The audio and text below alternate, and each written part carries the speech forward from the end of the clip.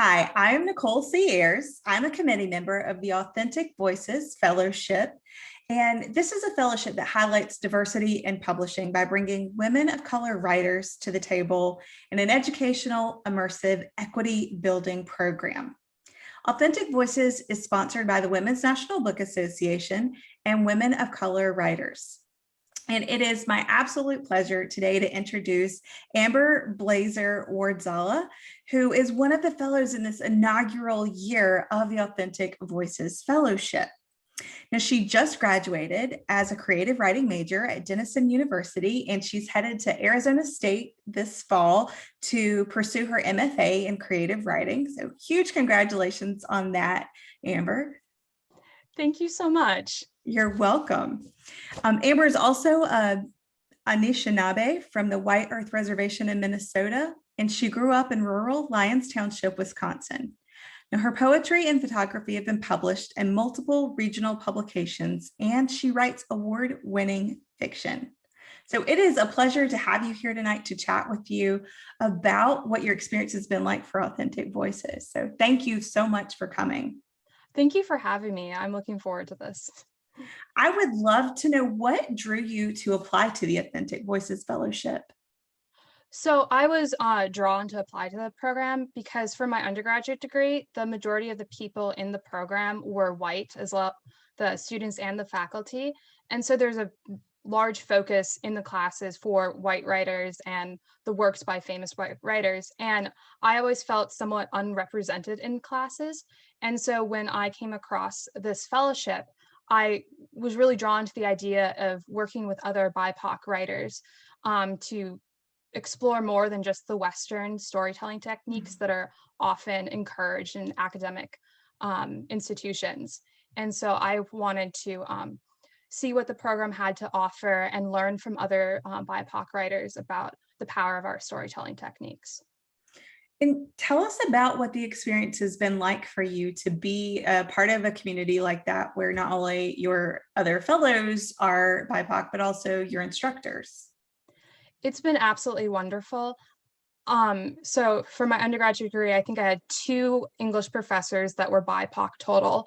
And so being in an environment that is just naturally inclusive and everyone's willing to learn, has their own unique perspective on everything, has been just an amazing opportunity. And I love to learn from my fellow writers about their cultures and hear the stories that they're telling as well.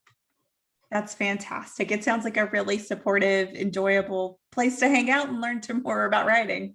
Yes, it definitely is. Awesome. Well, what's been your favorite part of the program, or maybe even not if you don't have just a favorite part, but something that's really impacted you that you know you're going to carry with you? That's a really good question. So I would say one of the most impactful parts has been Natalie, who's been leading the program. She's just so willing to help and eager to help as well with the advancement of our careers and our writing.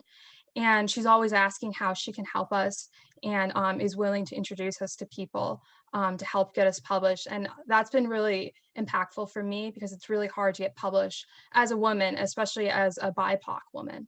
So I've loved that part of the program. Yeah, Natalie is definitely blazing a trail to make change in the publishing industry. So I love her. Well, tell us a little bit about the story that you've written for this fellowship that's going to be published in the anthology. Yes, definitely. So the story that I wrote, it's told from the second person, and it follows a girl who is just an Indigenous girl who's just been murdered. And so it's told from her ghost point of view almost. And so missing and murdered Indigenous women is an epidemic in the US and Canada, as well as in Mexico, though they have a different name for it down there. So that's what my story touches on and brings awareness to. I like to touch on social and environmental concerns within my writing, like many other Indigenous writers, like Louise Erdrich, who just won a Pulitzer Prize, and Linda Hogan and Leslie Marmon Silko. And so that's something that's important for me when I do my writing. And so for this story, I really wanted to focus on that epidemic because it's not widely covered in the media. So I wanted to bring attention to that because it's something that's impacting women across the North and South Americas. So yeah, that's what my story touches on. Wow. Like, I'm just taking that in what you said for a minute, just because it is the violence is happening against women, and particularly women um, of color in these continents. Is like I said, we don't hear about it on the news. These aren't, Right. often talked about. And I know for me as a reader, like, stories are often, like that first push into, I need to be paying attention. I need to, like, what's going on, and I need to maybe be doing something more and exploring and getting curious about what might be going on. So I think it's so important that you are telling stories like this. And then you mentioned Louise Erdrich, which she was a WNBA award recipient several years ago now too. Just an amazing body of work. And I listen to you talk, and I think about all that you're bringing to the table, and I'm like, oh, I think going to be amazing things to come. And so I'm excited to read your story. It sounds like it will maybe be an intense read, especially from a second person point of view, which is a tricky viewpoint to write in. Yeah, it is. That was actually my first time writing from second person. It's not something that's usually encouraged for writers to do, but I think it was important to tell that story from that point of view because I tried it in third person and I just didn't like how it read. And I think second person really helps put the reader into the story and bring more attention to the topic. Yeah. Yeah. I am excited to read this. I know it's going to be a powerful story. What do you hope readers will take away from reading your story?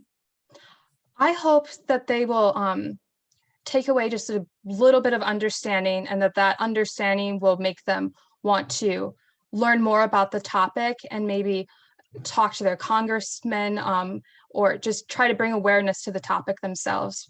It's I just want to shed a light on something and have push them forward to try to make a difference themselves. Wow. Well, thank you. Thank you for the work you're doing to shed a light on this really important topic, and the energy that you're giving to help the rest of us get on the path of helping and make some change too. So thank you for what you're doing. Thank you for being a part of the work. Is there anything you'd like to share about your experience that I haven't asked you?